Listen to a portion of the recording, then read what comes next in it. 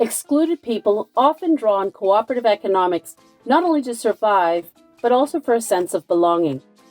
I know firsthand, having lived through it as a child, the harms that business exclusion can cause. I saw how corporate systems alienate Black and racialized people who only want to improve their standard of living. When I worked in my father's Eglinton West shop in the West End of Toronto, I saw how small business people struggle and how Caribbean people focused on savings and helping one another to avoid debt and bankruptcy.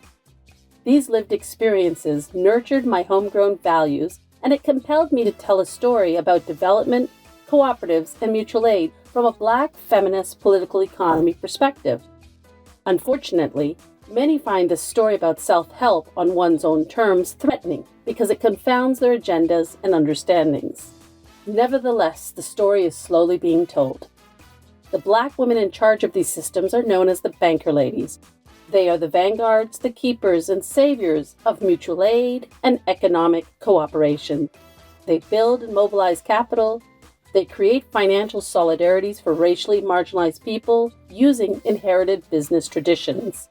They also repair the harms being done in society. But sadly, they often live in fear. Much of their work must be done out of sight. These informalized financial systems, born out of crisis, are not only erased as a contribution to building up engaged citizens, their work as cooperators is often stigmatized as illicit or criminal. So despite the fact that these women earn money legally as cashiers, bus drivers, cleaners, retail clerks, grocery store employees, or personal support workers, despite the fact that the money from pooling has already been taxed, these women live in fear that if they use their own savings as gifts to help one another, their actions will be deemed illegal. So this is why finding the banker ladies, building their trust, and understanding their issues took time. To get to know the banker ladies better, I spent many days socializing with them, watching TV, sharing meals, going to the markets, running errands with them to learn a bit about who they are and what they do.